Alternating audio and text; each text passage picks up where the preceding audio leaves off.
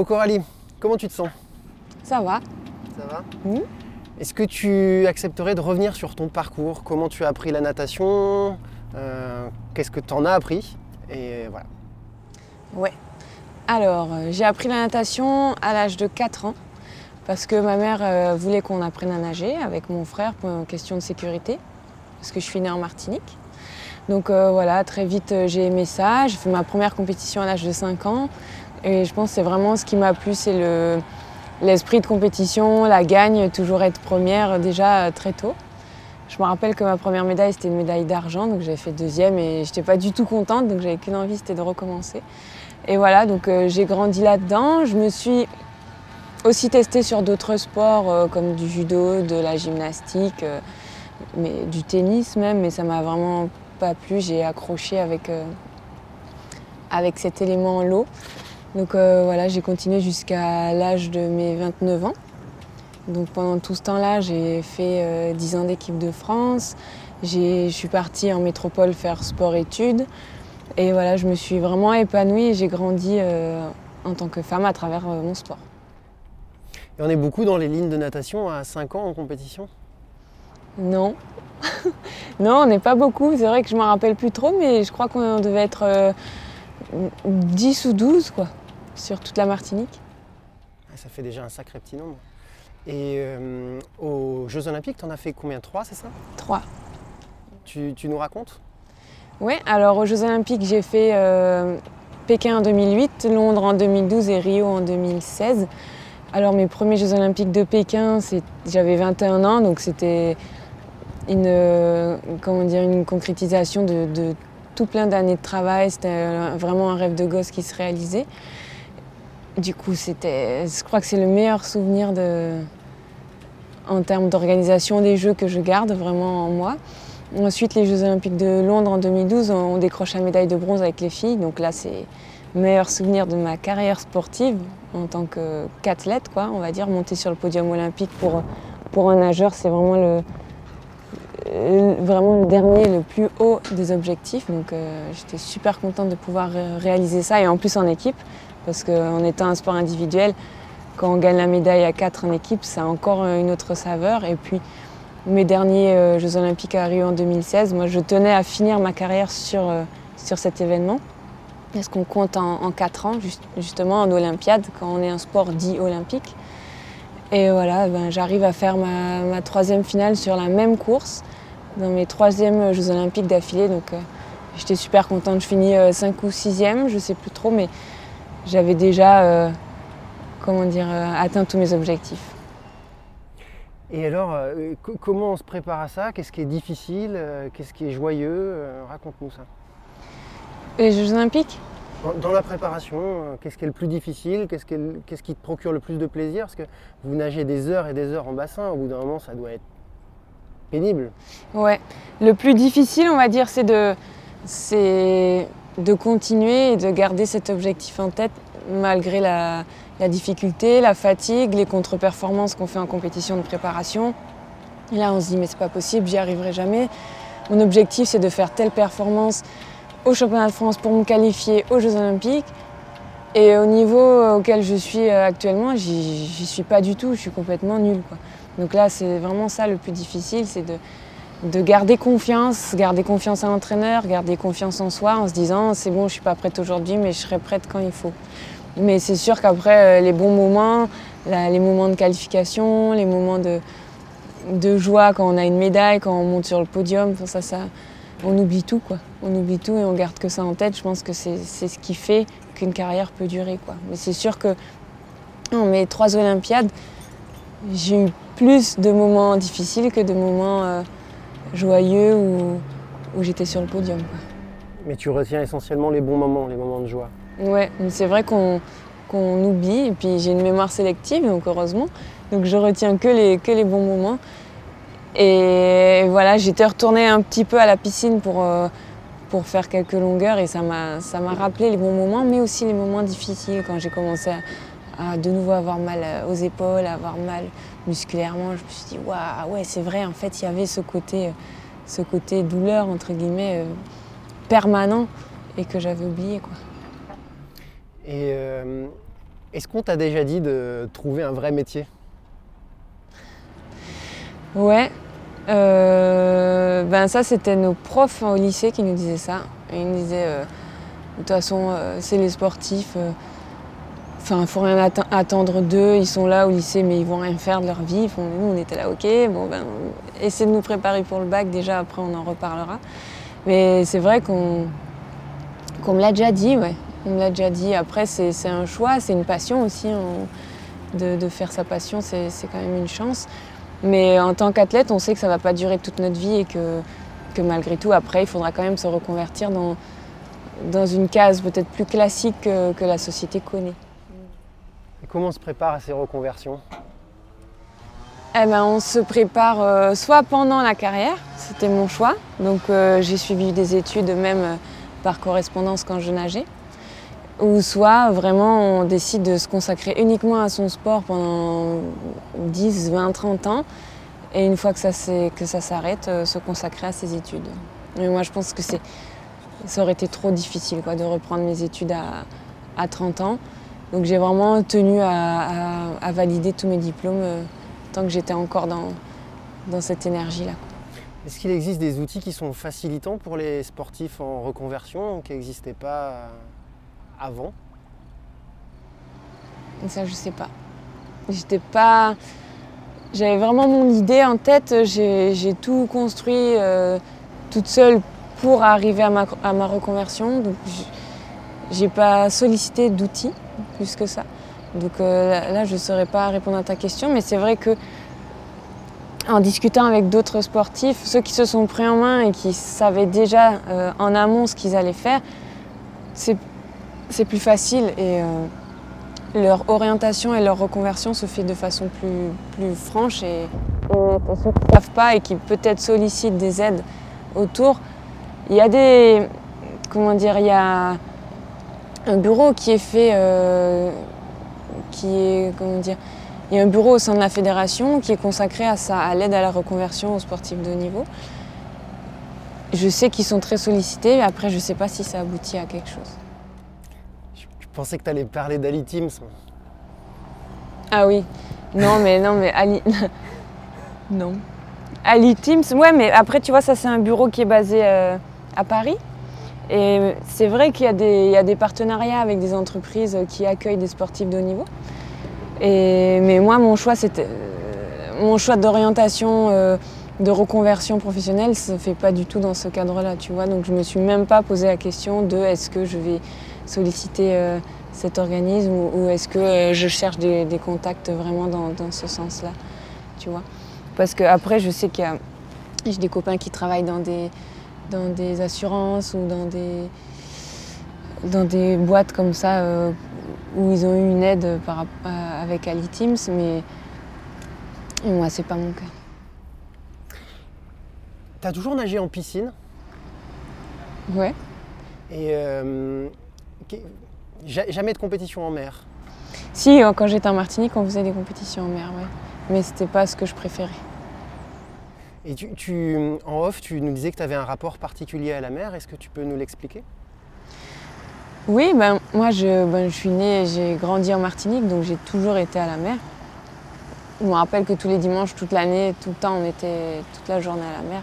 Donc c'est vrai que c'est un rapport particulier, j'adore ça. Dès que je retourne chez moi, je vais dans la mer. Mais il y a un peu cette fascination, cette passion et puis une petite appréhension, on va dire, par rapport au monde marin qui reste un peu mystérieux, tu vois. Par exemple, comme quand hier on était dans le Grand Bleu, il y a des animaux splendides, mais on se dit, ouais, mais qu'est-ce qu'il peut y avoir d'autre? On ne connaît pas tout, on ne voit pas tout, c'est pas comme une piscine, quoi. Là, je suis habituée à une piscine maintenant et c'est une petite déformation professionnelle où quand je vois pas le fond et les carreaux, je me pose plein de questions. C'est pas les mêmes repères? Non. Quel est le point de convergence entre ton parcours et élémentaire? Alors, je pense que on se retrouve maintenant par rapport à ma reconversion professionnelle, élémentaire et mon parcours de reconversion. On se retrouve par rapport à notre volonté à vouloir défendre les valeurs de la nature, les valeurs de la mer plus particulièrement. Élémentaire, c'est un outil, comment dire, de rencontre de personnes de différents horizons autour des mêmes valeurs et autour du même thème des océans et de cette réflexion qu'on a tous aujourd'hui à se dire mais comment on pourrait faire pour moins impacter, comment on pourrait faire pour aider, pour que l'océan se porte mieux et tous ces grands thèmes. Donc je suis contente de me retrouver dans cette aventure parce que je pense qu'on a des points en commun. Et puis moi, mes valeurs que j'ai développées à travers le sport également, ça rentre en corrélation avec tout ce monde-là. Et voilà, je pense que c'est là le point de convergence quoi, entre mon parcours et élémentaire. Et est-ce que ton rapport à la mer, alors je sais que tu n'es pas là depuis longtemps, mais on a eu la chance de voir un animal magnifique hier. Est-ce que ça a changé ton rapport à la mer, cette rencontre? Ouais, après je pense que c'est plus la rencontre avec les requins peau bleue qui a changé mon rapport à la mer parce que je me disais justement c'est la première fois que je vais à la rencontre d'un prédateur, comment dire, qui a été qu'on attendait quoi. On savait qu'il allait être là, on l'a attendu et cet animal est curieux, donc c'est vrai que sa façon de bouger, sa façon de regarder, de se rapprocher, c'était assez impressionnant quoi. Et là je me suis dit bon, vas-y, tu es chez lui. Mais c'est vrai que c'était assez impressionnant. C'est plus ça, je pense, qui m'a marqué. Il est venu proche de toi? Ouais. Enfin, suffisamment proche pour que, pour que j'ai un petit truc dans le ventre en me disant « Ouais, il m'avait prévenu, mais quand même, c'est assez impressionnant. » Mais on voit vraiment cette recherche de contact et cette curiosité. Et c'est juste génial, quoi. C'est l'impression qu'il y a comme un échange, quoi. Qu'on essaie chacun de découvrir l'autre et de voir comment ça se passe. Mais même ce qui s'est passé avec la baleine après, quoi, qui a fait plusieurs tours parce qu'on sentait qu'elle disait « Tiens, il y a des petits trucs là qui flottent, on ne sait pas ce que c'est, qu'est-ce que ça peut bien être ?» et qu'il y avait aussi cet échange. Est-ce que tu penses que dans les années à venir, on pourra communiquer plus que étudier ces animaux, mais vraiment parler avec eux? Je sais pas. Je pense qu'ils sont... Je pense comment dire? Qu'on a... pas occulté, mais qu'on a tellement de sollicitations et d'événements extérieurs qu'on n'est plus assez connecté pas à l'essentiel, mais on va dire peut-être aux valeurs primitives et fondamentales pour pouvoir peut-être développer quelque chose vraiment direct et concret avec les animaux aujourd'hui. Rien que par exemple, on n'est plus à l'écoute de la nature, à l'écoute de tout ce qui va se passer. Quand on voit, juste comme exemple, quand il y a eu le tsunami, tous les animaux ils étaient déjà partis et les gens ils étaient encore là sur la plage. Je veux dire, si on avait eu encore cet instinct et cette écoute et ce sens, ça se serait passé de la même façon. Donc, je ne sais pas si la communication en tout cas, elle pourra se faire d'égal à égal une fois. En tout cas, il y en a qui essayent. Il y en a qui essayent et c'est tout à leur honneur, hein, c'est bien. Il faut. Et je pense qu'on peut établir une connexion, mais je ne sais pas si on peut communiquer. Voilà. Est-ce que tu as pu discuter avec Olivier ou Fred Bill de la pêche des requins bleus, de la disparition du requin mako dans les îles ou pas du tout? Non, j'ai pas discuté de ça avec lui. Alors dans ce cas, peut-être que tu peux nous parler de ton association, de ce que vous y faites et de pourquoi tu te bats. Alors mon asso, elle s'appelle Big Green Ocean. C'est une asso de sensibilisation au milieu marin. Et nous, ce qu'on a envie à travers cette association, c'est d'expliquer au grand public, un peu adresser ces valeurs environnementales à tout le monde, pas juste à une certaine catégorie de personnes en disant voilà, aujourd'hui, le constat est que, tout le monde le sait, hein, il n'y a plus besoin de se cacher ou de faire comme si on ne savait pas. La planète est en danger, les océans sont menacés, notre impact est très violent sur la nature. Donc, comment, moi, à ma petite échelle individuelle, je peux faire pour contribuer à une amélioration ou à un frein de cette tendance, ou comment je pourrais limiter mon impact. Voilà, c'est ce qu'on a envie de dire à travers cette association. Est-ce que tu penses que le changement de paradigme de nos sociétés, que beaucoup semblent attendre, passe par un changement individuel? Oui, je pense que ça passe par un changement individuel. C'est vrai que sur la plage, quand on faisait nos actions de sensibilisation, il y a pas mal de gens qui nous ont dit « mais nous, on ne peut rien faire, c'est les politiques, c'est les grands distributeurs, on veut bien consommer moins de plastique, moins impacter, on veut bien agir différemment en faveur de la planète, mais on ne peut pas, parce que ce qu'on nous propose, c'est ça. » Alors nous, on essaie de dire à ces personnes « mais écoutez, aujourd'hui, la société est comme elle est. C'est vrai, on nous présente des choses pour nous faciliter la vie et pour que les habitudes soient faciles à prendre et à mettre en place. Hop, je vais faire mon compte, je prends ça. Il y a tout qui est facile, on nous sert tout sur un plateau.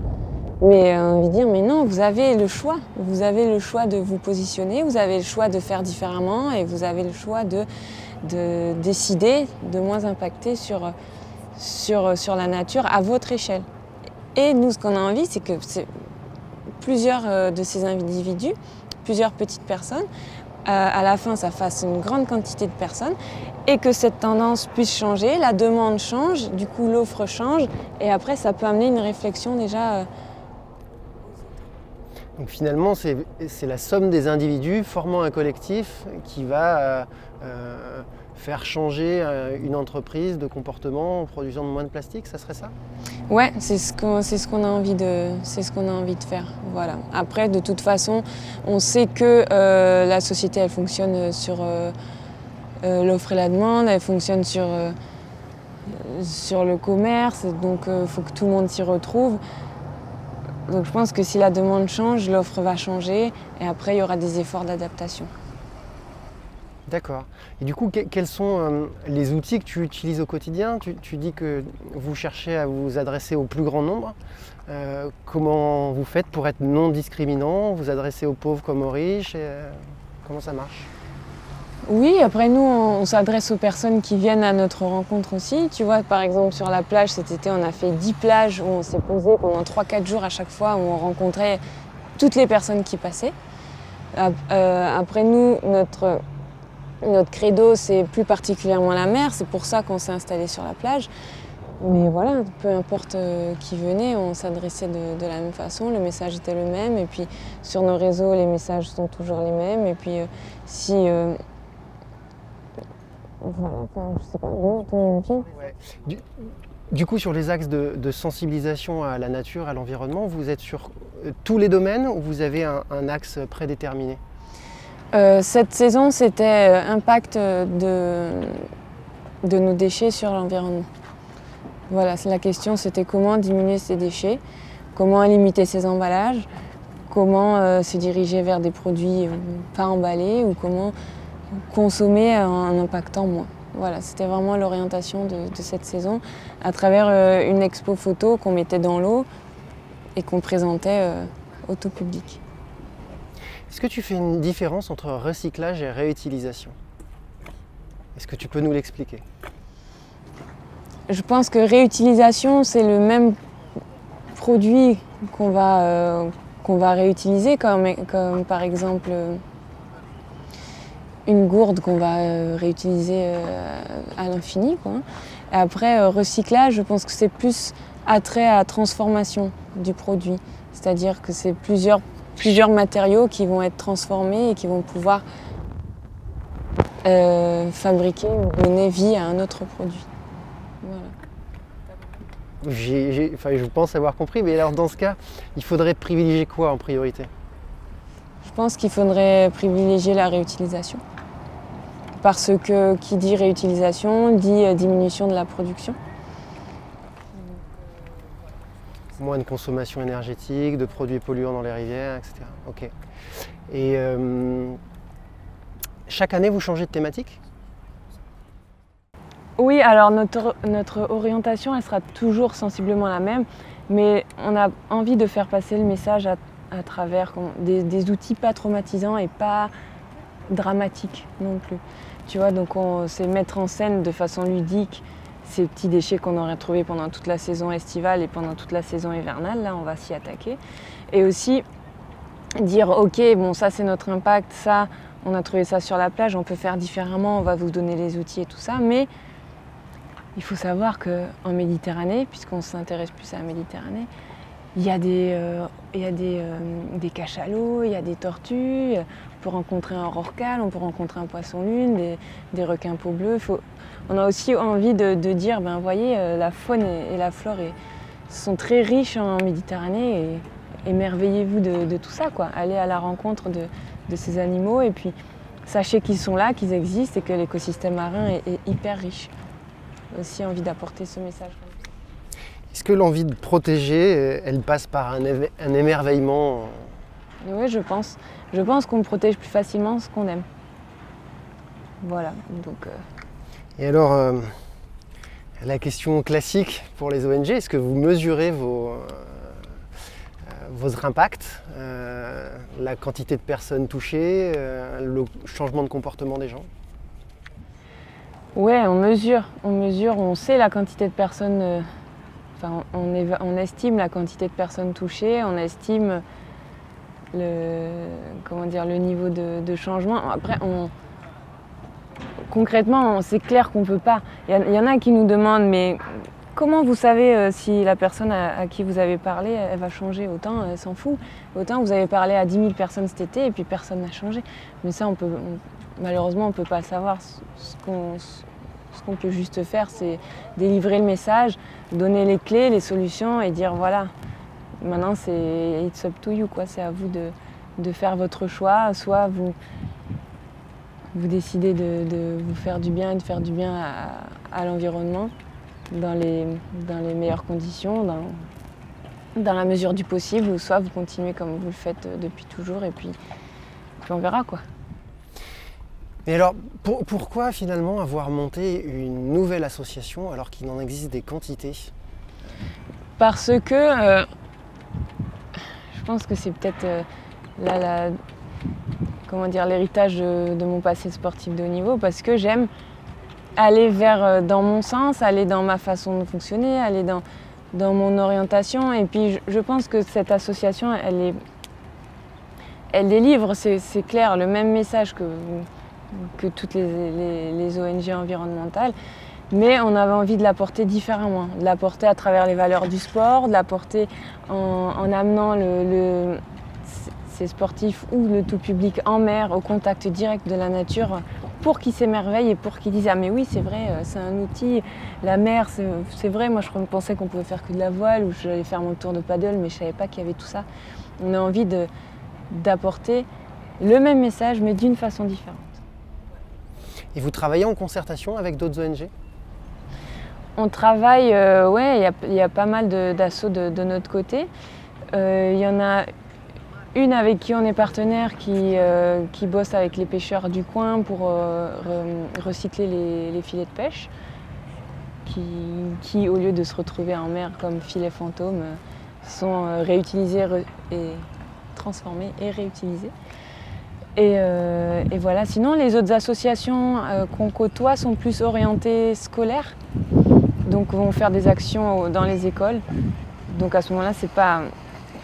Nous, on est surtout actifs l'été pour justement aller à la rencontre des vacanciers et du tout public. Donc c'est là la différence. Est-ce que tu penses qu'on a encore on peut encore se payer le luxe d'avoir le temps de faire de la sensibilisation? Oui, je pense que... Je ne sais pas si c'est du luxe, hein. Je pense qu'il faut le faire maintenant, quoi, hein. C'est pas...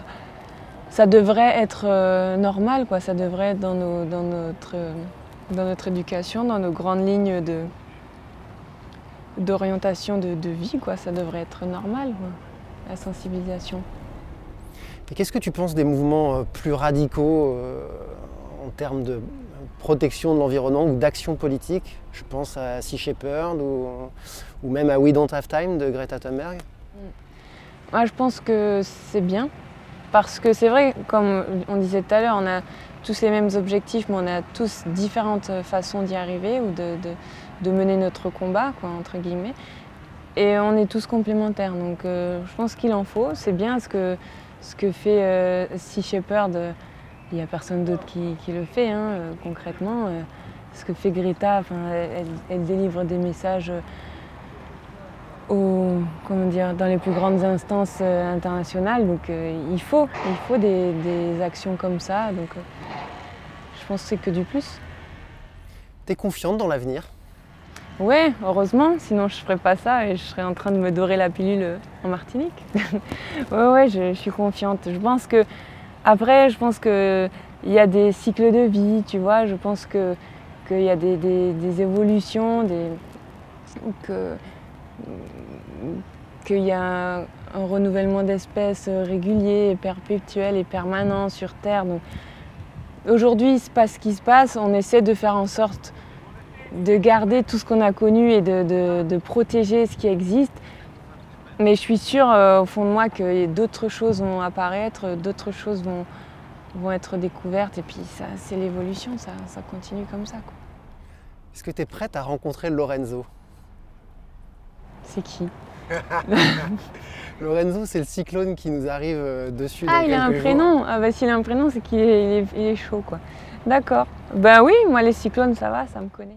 Tu as déjà vécu des cyclones? Oui, j'ai déjà vécu des cyclones en Martinique, parce qu'on en a pas chaque saison d'été, mais assez régulièrement. Donc ouais, les Lorenzo, ça va, on l'attend.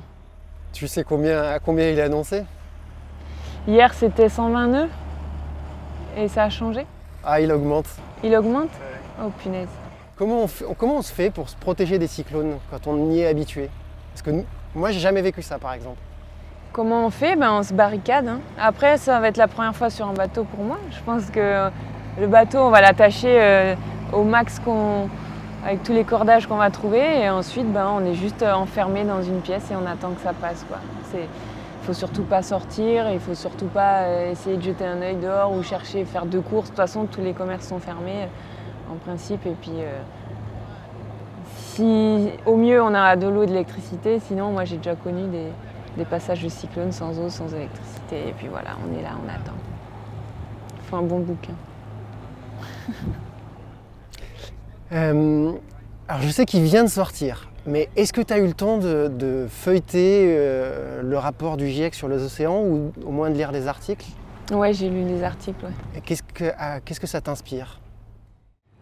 Je pense que le rapport du GIEC dit des choses, voilà. Malheureusement, on avait déjà un peu la puce à l'oreille de tout ça. Mais ce qui est bien, c'est qu'il chiffre. Vraiment, il met des nombres sur notre impact, sur ce qui est en train de passer. Et ça peut être peut-être plus concret aux oreilles du grand public ou en tout cas aux oreilles des chefs d'État. Où voilà, ils pourront s'en servir de façon plus significative, quoi. Voilà, grâce aux chiffres qui sont sortis dans ce rapport du GIEC. Après, moi, je ne veux pas dire que ça ne m'étonne pas, mais on sait quand on travaille, qu'on est impliqué dans des ONG environnementales, que malheureusement, il y a une évolution accélérée des phénomènes de réchauffement climatique, de notre impact sur l'environnement. Voilà, on sait tout ça. Mais là, de mettre des chiffres, ça va peut-être être plus parlant pour les gens qui refusaient encore d'y croire, quoi. Est-ce qu'on peut différencier lutte contre le réchauffement climatique ou les problématiques environnementales au sens large et celle sur le plan de vue social? Ah, tu me poses une colle. Est-ce qu'on peut... Tu m'avais pas préparé à cette question. Ouais, tu peux prendre le temps d'y réfléchir, on peut revenir après si tu préfères. Ouais. Pourquoi finalement tu n'as pas fini entraîneur sur un bassin? Pourquoi tu t'es engagé dans ton domaine et pourquoi c'est important de le faire? Pourquoi je ne suis pas entraîneur? Parce que j'avais envie de faire autre chose et que j'étais vraiment curieuse de toute cette immensité, quoi. Parce que c'est vrai que quand on sort la tête de l'eau, entre guillemets, en tant que sportif de haut niveau, on voit la possibilité de choses à faire et cette ouverture vers le monde et vers voilà, tout ce qui existe. Et j'ai cette curiosité d'aller voir ailleurs et d'aller comment dire, trouver de nouvelles passions, trouver d'autres objectifs. Voilà, c'est pour ça que j'avais pas envie de rester cloisonnée dans ce milieu que je connais si bien. Ensuite, je pense que c'est quand même important de partager. Donc j'ai cette volonté à vouloir partager tout ce que j'ai vécu et tout ce que j'ai connu dans ma carrière de nageuse avec soit les enfants ou soit les entraîneurs. Parce que je me dis, tant qu'à faire 25 ans de natation, il faut partager, quoi, parce que je ne vais pas garder ça pour moi, c'est bon. Et sinon, je suis trop attirée par autre chose, quoi. Je suis curieuse. Est-ce qu'il n'y a pas un risque avec le fait que tout le monde ait un écran de télé dans sa poche, un smartphone, qu'on devienne tous spectateurs de ce qui se passe dans le monde et qu'on n'agisse plus? Si, c'est clair, il y a un risque. Parce que, comme on disait tout à l'heure, tout le monde est au courant, mais personne ne sait comment faire. Et c'est vrai qu'on nous bombarde d'informations, quoi, sur les smartphones, et puis que ça devient presque irréel, quoi, parce qu'on sait tout ça, mais comme c'est pas palpable, c'est pas du concret, on le voit pas en vrai, ou ça nous atteint pas directement, ça peut être un risque, quoi, d'être spectateur plutôt qu'acteur. Et j'espère que cet outil formidable de la nouvelle technologie pourra servir à autre chose. Et donc comment est-ce qu'on fait concrètement pour s'engager si on a la tête rivée sur son smartphone? Comment on choisit et comment on s'engage? Comment on choisit et comment on s'engage? On essaie de sortir la tête, quoi. On essaie de voir les assos qui existent autour de chez soi. Voilà, je pense que c'est ça. Je pense que des assos, il y en a partout et que c'est les meilleurs, peut-être les meilleurs relais pour donner des solutions, pour savoir que faire concrètement. Parce que moi, ma petite expérience d'une première saison, les gens ils me disent mais il faudrait que vous nous écriviez ce qu'on doit faire concrètement, qu'on ait une liste des choses, une liste des possibilités. On a envie de dire mais vous pouvez vous-même avoir cette réflexion et vous opérer ce changement seul. Donc je pense que si les gens ne savent pas, il faut vraiment pas hésiter à aller toquer à la porte à côté, quoi. Essayer de trouver les organismes voisins, aller voir ce qui s'y passe et comment on peut faire, quoi. T'as entendu parler de Cambridge Analytica? Non. Est-ce que les médias ou les réseaux sociaux pourraient à terme nous contraindre ou nous pousser dans des directions pour agir? Est-ce qu'on peut transformer ces outils pour pousser les gens à agir et à s'engager? Oui, c'est clair. Mais ça, c'est clair et net. De toute façon, la télévision et les réseaux sociaux et les smartphones, c'est des outils d'information ultra performants et ultra développés et puis très très impactants. Donc c'est clair qu'on pourrait s'en servir pour des belles causes comme celle-là. Et il faut. Est-ce que c'est pas une nouvelle forme d'esclavage et de suppression des libertés individuelles que de faire ça?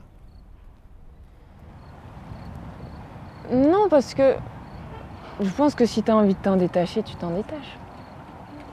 Voilà.